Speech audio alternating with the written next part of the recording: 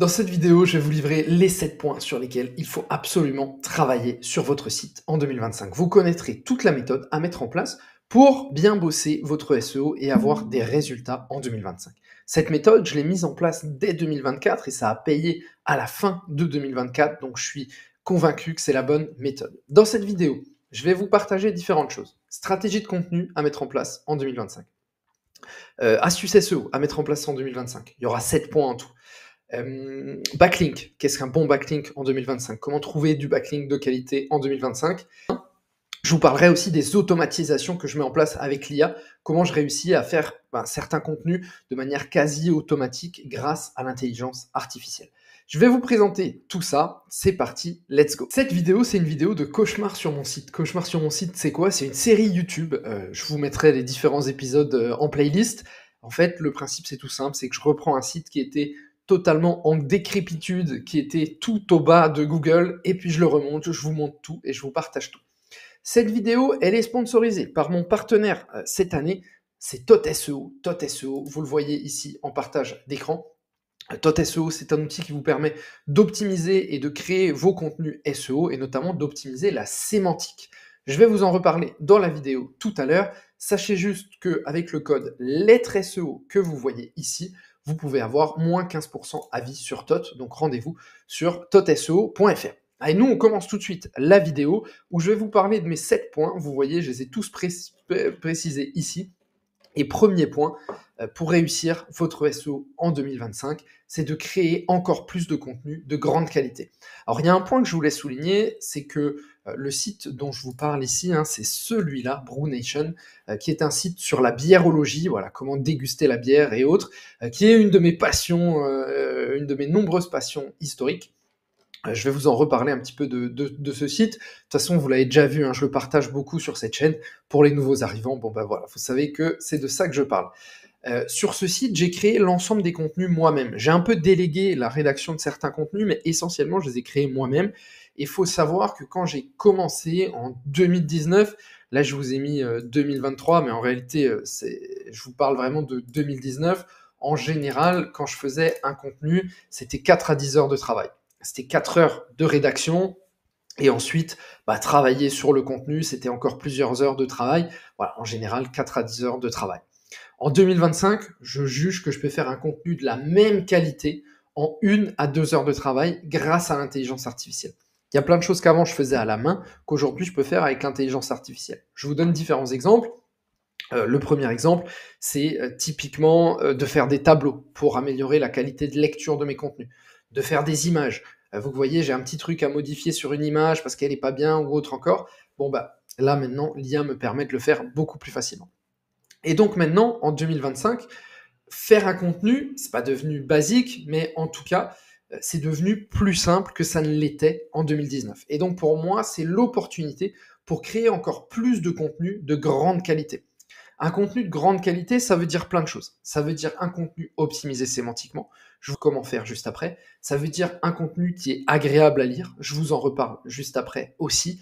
Et ça veut aussi dire un contenu qui répond à des intentions utilisateurs. Je vous montre tout ça tout de suite. La première chose à laquelle je vais penser en 2025, c'est d'abord les contenus que je veux créer. En gros, sur ce site, je veux que n'importe quel passionné de bière, il trouve toutes les réponses à ces questions possibles. Parmi ces questions, il y a plein de choses.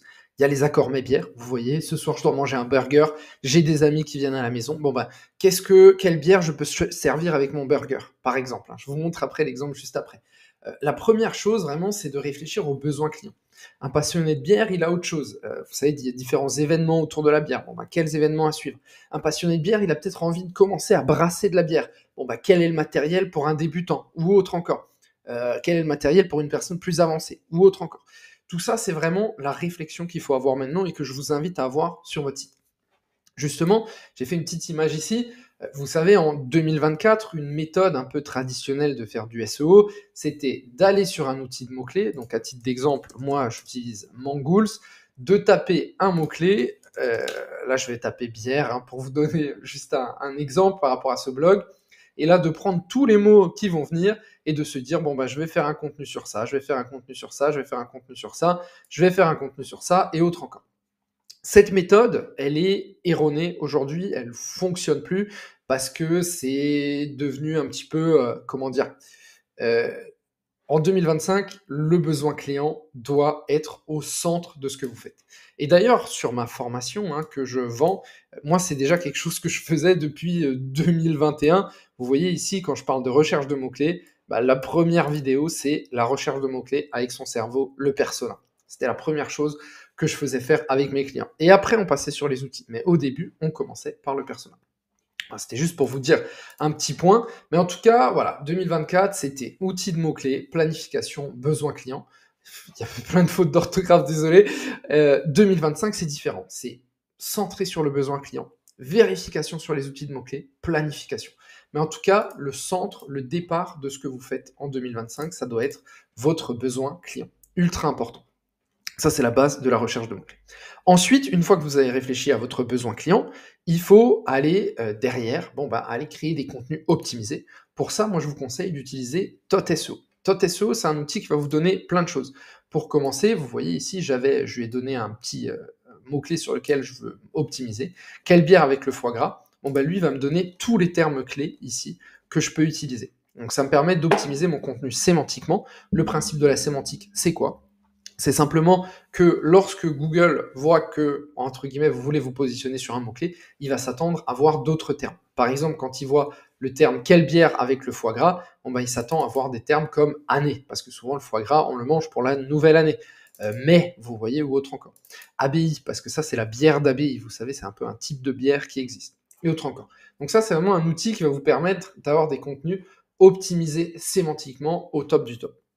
Mais moi, surtout, j'utilise cet outil pour autre chose, notamment pour le gain d'information. Et ça, c'est très important en 2025. C'est gain d'information, c'est le content gap, c'est-à-dire que c'est le fait que vous allez aborder un sujet dans votre contenu que personne d'autre n'a abordé. Et ça, c'est très important. Et en fait, ici, c'est un petit prompt, vous voyez. Et moi, j'ai juste à aller sur ChatGPT. Et en fait, le prompt, qu'est-ce qu'il va faire? Il va reprendre, il va lui demander, à partir des titres de tous les concurrents et de toute leur métadescription, de me proposer 3 approfondissements du sujet qui sont pertinents pour un lecteur. Et ça va me permettre, moi, d'aborder des sujets que personne d'autre n'a abordé autour de ce sujet. Alors lui, il me dit, tu pourrais aborder le rôle de la température. Effectivement, c'est important parce que vous savez, quand on sert un foie gras, c'est plutôt frais. Donc une bière, si tu la sers à moitié chaude ou autre encore, c'est pas forcément quelque chose. Accords régionaux, très intéressant. Le foie gras, vous voyez par exemple mon père qui est hôtelier et restaurateur, il fait son foie gras avec du martini. Donc peut-être prendre une bière italienne pour l'adopter ou autre encore. Et ça me permet de parler de choses uniques que personne d'autre n'a abordées sur le sujet. Et ça, c'est très important. Quand je vous dis des contenus d'encore plus grande qualité, si je résume, c'est une première chose, mots-clés, trouver des mots-clés que personne n'a visés en écoutant vos clients, en parlant avec eux. Deuxième chose, c'est optimisation sémantique pour avoir un contenu bien optimisé sémantiquement, ce qui va vous permettre de vous positionner sur un grand nombre de mots-clés. Et troisième chose, c'est gain d'information, parler de sujets que personne n'a abordés. Et en fait, le fait de parler de sujets que personne n'a abordés, c'est très important en 2025. Ça l'était déjà avant, mais l'importance a encore augmenté, vous voyez. Et pour ça, ça vous permet de vous aider pas mal de cet outil. N'oubliez pas, vous avez le code lettre SEO que vous pouvez utiliser avec moins 15% à vie. Je vais vous parler, vous voyez là, je le fais à la main. Je vous montre comment je le fais à la main, mais tout ça, c'est des démarches que je vais automatiser. Et je vous en reparle à la fin de la vidéo. Mais avant ça, je vais vous parler un petit peu maintenant de l'expérience utilisateur et de l'importance que ça a en 2025. Sur le contenu, les points numéro 2 et 3, c'est toujours augmenter la diversité des contenus et ensuite des contenus encore mieux présentés, l'expérience utilisateur dont je vous parlerai là. J'en profite juste avant de démarrer cette partie-là. Mardi prochain, je fais un live sur le SEO en 2025. Ce sera sur YouTube en direct à 16h mardi. Donc n'hésitez pas à vous inscrire, je vous mettrai le petit lien en description. Première chose, c'est d'augmenter la diversité de contenu. Vous voyez, avant, on était limité par notre temps. Parce que forcément, ça prenait énormément de temps de créer du contenu. Créer du contenu de qualité, ça prenait du temps. Et du coup, on ne pouvait pas créer des contenus sur tout et n'importe quoi. Aujourd'hui, il ne faut plus uniquement penser en contenu en termes de SEO, mais il faut penser en diversité de contenu. C'est-à-dire qu'il faut penser au contenu qui va intéresser ton audience. Parce que si ça intéresse ton audience, ça va te permettre de partager ses contenus sur YouTube, de partager ses contenus sur d'autres sites. D'ailleurs, je parle un petit peu de la diversification après dans la vidéo, mais en tout cas, il faut vraiment avoir cette volonté d'augmenter la diversité de contenu. Moi, je vais faire plein de choses à ce niveau-là sur ce site. Une première chose, c'est que je vais parler des contenus d'actualité. Vous voyez, à titre d'exemple, sur l'actualité, actuellement, c'est Dry January. Bon, ben, avant, pour Dry January, j'aurais fait un article parce que j'avais pas le temps d'en faire plus, parce que ça prenait 10 heures de faire un article. Aujourd'hui, je vais essayer d'en faire 3 à 5, vous voyez, et je vais pas forcément me positionner du point de vue SEO en mode viser le mot-clé bière sans alcool. Je vais plutôt me dire, bon ben, qu'est-ce qui va intéresser mon audience? Bon ben, mon audience, ils aiment bien les bières sans alcool qui sont bonnes. Bon ben, c'est quoi les meilleures bières sans alcool qui sont bonnes en 2025? Et ça, je vais pouvoir le diversifier. Un article sur Dry January, un article sur quelles sont les meilleures bières à acheter en ligne, vous voyez, au lieu d'en faire un, je vais pouvoir en faire 6 et je vais pouvoir vraiment diversifier là-dessus. Je vais pouvoir faire un article d'actualité sur une brasserie qui sort une bière sans alcool. Vous voyez, même si c'est un article un peu court, ça va quand même valoir le coup parce que ça me prendra plus autant de temps qu'avant. Pareil, dans la diversité, faire des articles d'infographie, faire des articles de statistiques. Vous voyez, je vais faire un article, quelles sont les meilleures statistiques sur la bière. Aller chercher aussi des articles viraux, parce qu'en fait, ces articles viraux, ça va vous permettre d'aller chercher du trafic, pas seulement sur le SEO, mais du trafic externe. Et ça, c'est très bon pour Google de voir que vous avez du trafic externe, parce que Google derrière va monitorer ça avec Google Chrome. Hein, ça fait partie des choses qui sont un peu ressorties l'an dernier du procès Google et aussi du fameux leak Google. Je sais plus comment on dit leak en français, mais voilà, la fuite de données de Google qui est sortie. Donc ça, c'est les différents points. Vous voyez typiquement sur les articles viraux. Quelque chose que je vais faire cette année, que j'avais arrêté de faire depuis 2 ans, c'est de faire un article sur les brasseries à suivre en 2025. Vous voyez, ça c'est un article où je parle d'autres brasseries, et puis les brasseries sont toujours fières d'être dans cet article, donc ça va me permettre de le republier et de le refaire un petit peu bouger. Le point numéro 3, c'est de faire des contenus qui sont encore mieux présentés. Avant, un contenu avec juste du texte, ça marchait. Aujourd'hui, un contenu avec juste du texte, ça marche plus. Voilà un peu comment moi je vais présenter du contenu maintenant. Là, je vous montre un contenu quelle bière avec le foie gras. Ici, il y a des mises en avant, un petit peu de bleu pour faire ressortir des infos. Il y a des images. Ici, c'est une image avec le foie gras. Ici, c'est une autre image avec une bière. Ici, c'est une image qui m'appartient. Là, il y a un moment où il y a 2 images l'une à côté de l'autre pour montrer un petit peu. Ici, il y a une bière avec une image qui m'appartient encore une fois. Les images qui vous appartiennent, très important. Une image de moi cette fois-ci. Encore une image. Vous voyez, vraiment, il faut que le contenu soit agréable à lire. Là, c'est dommage, j'ai pas mis de gras. Vous voyez, mais là encore, je vois des choses à corriger. Mais pareil, ici, il y a aussi des mises en avant, vous voyez, avec différentes couleurs, pour donner des indications et faciliter la lecture de la personne qui va lire. Pour faciliter la lecture, des mises en avant comme ça, des tableaux, des listes à puces, tout ça, ça marche très bien. Nous, on passe au 4e point, du backlink de qualité. Comment trouver du backlink de qualité en 2025 ? Alors, partie 4 sur les backlinks. Donc, sur les backlinks, je vais être attentif à différentes choses. Une première chose, c'est que je vais chercher un maximum du backlinks de vrais médias. Alors, quand je dis vrais médias, ça ne veut pas forcément dire Le Figaro ou Le Monde, mais ça veut dire vraiment des sites qui ont une approche média, c'est-à-dire qu'ils ne vont pas juste publier du contenu pour vendre du lien, mais qui vont vraiment chercher à publier du contenu pour que leurs personnes le lisent. Qui vont avoir une newsletter derrière, à qui ils vont envoyer les nouveaux articles. Et les articles que je vais faire publier chez mes partenaires, je vais toujours chercher à ce que ce soit un maximum des articles qui vont intéresser leur audience. Vous voyez, je vais vraiment avoir cette réflexion, parce que moi, mon objectif, c'est que derrière, ces backlinks me ramènent du trafic. Je vais aussi aller chercher du backlink sur des plateformes, des plateformes de liens ou autres, parce que tu as beaucoup de sites que tu trouves là-dessus. Faut être honnête là-dessus. Mais quand je vais avoir cette approche, je vais essayer encore une fois, de créer des articles qui potentiellement peuvent ranker. Vous voyez, moi, ce que je fais très souvent, c'est que plutôt que de laisser la personne rédiger l'article, je vais réfléchir aux mots-clés sur lesquels la personne peut se positionner avec son site, et je vais essayer de créer un contenu là-dessus. Comme ça, si elle se positionne, ça me fait du trafic et c'est tout gagnant pour moi. En plus de ça, moi j'aime bien aussi, certes je prends des liens sur des plateformes et autres, mais j'essaye toujours à côté d'en chercher hors plateforme, sur des sites qui sont pas forcément sur des plateformes de vente de liens, comme iReferrer, Rocket Links, Linksgarden ou autre encore, Parce qu'en fait, ça permet d'avoir de la diversification. À un moment, si tu as que des sites qui se ressemblent tous, qui te mettent un lien, c'est pas forcément idéal. Et c'est là que pour moi, ça a de l'impact. Alors, ce que je fais, c'est que je regarde sur Google. Alors, quand je travaille en coaching avec un client, je leur dis, bah, est-ce que tu as, parfois, ils sont dans un bureau avec 50 autres personnes. Je leur dis direct, bah, demande aux 50 personnes s'il n'y a pas moyen de faire un lien ou autre depuis leur site. Ou alors, je regarde aussi, ce que je regarde aussi tout le temps, c'est je vais aller taper des mots-clés qui m'intéressent et je vais voir les sites qui se positionnent et je vais les appeler en direct pour leur dire, bah voilà, est-ce que je peux, combien il faut payer pour être dans ton article en premier. Donc voilà, je vais vraiment aller chercher ça, ces différentes choses et en plus de ça, à côté, bien sûr, et le backlink est toujours aussi important. Ça, j'ai aucun doute là-dessus en 2025. Le point numéro 5, c'est de faire du branding. Alors, du branding, ça veut dire quoi? Ça veut dire avoir une présence sur différentes plateformes. Ça veut dire que, vous voyez, moi, mon blog s'appelle BrewNation. Bon, ben, ce que je veux, c'est augmenter le nombre de recherches sur ma marque. Et là, vous allez voir, il y a quelque chose qui aujourd'hui va pas du tout. C'est que, bon, il y a 30 recherches par mois, c'est rien du tout.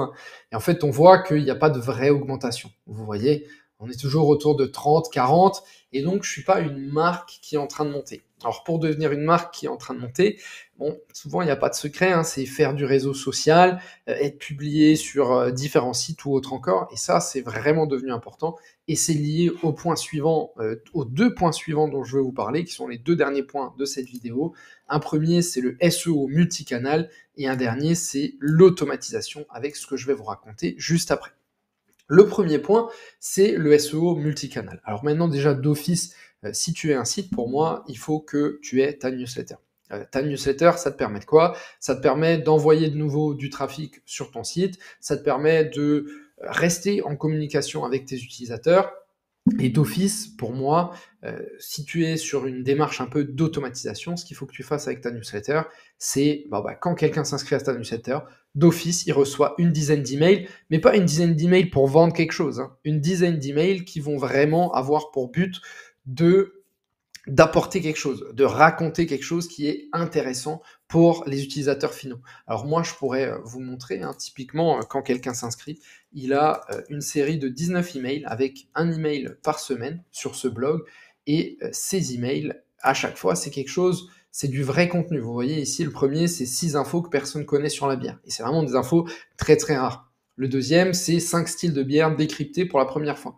Le troisième, c'est les secrets de l'IPA. Et vous le voyez, on est sur des taux d'ouverture qui sont très très élevés. 70% de taux d'ouverture pour ce premier email. Même celui-là, on est à 65%, alors qu'ici, on est plusieurs jours après. Vous voyez? Alors les 6 premiers jours, et vous voyez, ça continue jusque-là. Alors vers la fin, forcément, le taux d'ouverture baisse, mais on reste à 55%, sachant que récemment, j'avais vu des statistiques, une newsletter dans la bière, on est sur du 20%. Donc voilà, pour vous dire à quel point j'ai vraiment travaillé le truc pour avoir des emails qui sont pertinents et qui vont donner envie à ma communauté de les lire. Ça, c'est le premier point, c'est newsletter. Ensuite, c'est avoir un nouveau canal d'acquisition. Donc pour moi, nouveau canal d'acquisition, c'est un réseau social. À vous de choisir lequel est le plus pertinent pour votre business. Moi, je pense que cette année, sur ce blog, sur la bière, je vais me tourner vers 2 choses. Une première, c'est Instagram, pour la simple et bonne raison que j'ai, à l'époque, pas mal travaillé ça. Donc j'ai déjà un compte avec pas mal de followers. Donc je vais essayer de relancer un peu ça. Moi, je suis très peu utilisateur d'Instagram, donc ça va être un peu difficile pour moi. Je vais essayer d'un peu de m'entourer là-dessus, mais en tout cas, je sais que je pars pas de rien là-dessus. Ensuite, un autre réseau sur lequel je veux travailler, c'est Pinterest, parce que j'ai vu que à travers l'outil PinSuggest qui a été créé par 2 amis, Kate et Marilou, qui ont une agence SEO, j'ai vu quand même que autour de la bière, bon là, il va falloir que je me connecte, je ne vais pas pouvoir vous le montrer en live, mais autour de la bière, il y a beaucoup de recherches sur Pinterest parce que les gens cherchent un peu de l'inspiration. Alors souvent, c'est de l'inspiration pour des bouteilles de bière. Vous savez quelle déco on peut faire pour des bouteilles de bière, ce genre de choses, mais pas que. Il y a aussi des gens qui cherchent de l'inspiration pour des cadeaux bières ou ce genre de choses. Et donc, je pense que si je fais bien mon travail, je pense que Pinterest peut être assez intéressant pour mon business. Et il y a une dernière chose que vraiment je veux monitorer sur cette nouvelle année. Alors, je suis pas sûr que, voilà, ça va montrer un petit peu de différentes idées. Dessin, bière qui trinque, dessin. Bon, les dessins, c'est pas forcément intéressant pour moi, mais derrière, il y a d'autres choses qui peuvent être intéressantes. Et il y a autre chose que je veux travailler, c'est de travailler Google Discover. Alors Google Discover, c'est quoi? En fait, Google Discover, je vais vous le montrer sur mon téléphone. Donc en gros, Google Discover, c'est une petite fonctionnalité qui a été créée sur Google. Le principe de Google Discover, c'est que quand les gens, notamment sur Android, quand les gens ouvrent Google, ils vont l'avoir directement quand ils ouvrent Internet. Et moi, en l'occurrence, je perds mon téléphone, en plus j'ai un café en dessous. J'ai un iPhone, comme vous le voyez, et en fait, j'y ai accès à Google Discover via l'appli Chrome ou l'appli Google. Et en fait, vous voyez, il me recommande, quand j'ouvre l'appli Google, il me recommande des articles directement. Et ces articles, le principe de Google Discover, c'est que c'est très très bien segmenté. Là, pour l'instant, j'ai fait aucune recherche, mais il détecte que je suis à Strasbourg et donc il me met des informations sur ce qui se passe à Strasbourg avec des articles intéressants. Alors, il y a quoi qui ressort? Il y a à la Cruteno, c'est un quartier de Strasbourg. Nouveau truc qui ouvre avec des bons cafés. Voilà, bref, c'est des articles qui sont fortement cliqués et autres. Et vous voyez, sur ce site, je peux le voir que quand je publie certains articles sur Discover, il y a vraiment un gros taux. Alors, vous voyez, 285 impressions, 17 clics. 17 clics, c'est pas énorme, mais il faut savoir que là-dessus, j'ai pas du tout travaillé Google Discover. C'est juste du hasard, c'est sorti comme ça. Et ça, je pense qu'il y a vraiment quelque chose à regarder. Je ferai une vidéo dédiée un peu sur Google Discover avec tous mes tests, donc n'hésitez pas à vous abonner. Enfin, le dernier point dont je veux vous parler, c'est l'automatisation. L'automatisation, c'est devenu clé en 2025 parce que aujourd'hui, on a accès à des outils qui nous permettent finalement quasiment d'être plusieurs personnes alors qu'on est tout seul ou toute seule. Niveau automatisation, la première chose déjà que je vais faire, c'est juste me créer des custom GPT. Custom GPT, le principe, c'est que je peux créer, en fait, donc faut être en abonné premium à 20 € par mois, vous vous y retrouvez. Et en fait, on peut créer un GPT.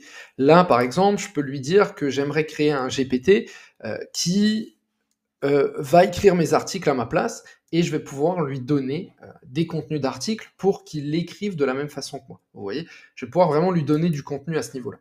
Alors moi, j'ai fait, pour vous donner un exemple, un petit GPT que je vais utiliser à partir de cette semaine. Chaque fois que je publie une vidéo YouTube, en fait, je vais reprendre le script de la vidéo YouTube. Le script sur YouTube, on le trouve très facilement. Hop, voilà. Excusez-moi, en fait, il suffit d'aller ici, Show Transcript, et vous voyez, vous pouvez copier-coller votre script directement. Et en fait, je le donne à ChatGPT. Hop, je ne l'ai pas copié-collé. Et lui, derrière, il me fait un post LinkedIn un peu à la manière dont moi je le fais. Donc, je l'ai configuré, je lui ai dit, voilà comment je fais un post LinkedIn, voilà comment j'écris, et autre encore. Il y a le sponsor. Et lui, il me donne 2 propositions. Comment transformer un site e-commerce concurrentiel en un véritable leader sur Google. Tac. Et vous voyez, je lui ai dit d'écrire vraiment à ma façon, à façon un peu LinkedIn avec à chaque fois des trucs en dessous. Là, c'est pas encore optimisé, franchement, je peux faire beaucoup mieux.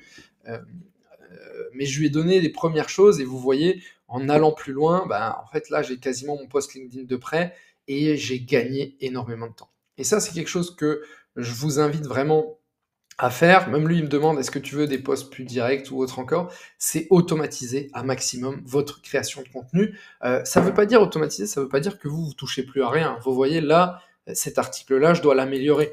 Son accroche, elle n'est pas bonne. Ce post LinkedIn, c'est pas un article. Son accroche, elle est pas bonne. Ici, je trouve que c'est trop, faut mettre plus, tu vois, numéro 1 en France, ou autre encore. Mais en tout cas, vraiment, ça vous permet d'accélérer et de travailler pas moins, mais d'être présent sur encore plus de plateformes sans travailler plus de fois. Voilà, c'est tout pour cette vidéo sur le SEO en 2025, sur ce que je vais mettre en place sur ce site. Va y avoir pas mal de choses qui vont arriver. Semaine prochaine, il y a le live SEO. N'hésitez pas à vous inscrire. Semaine prochaine, je vais aussi faire une offre sur ma formation qui arrive. Je vais faire une autre vidéo sur le SEO en 2025. Je vais faire une vidéo complète sur l'automatisation SEO. Donc abonnez-vous pour recevoir tout ça. À très vite. Ciao, ciao les amis.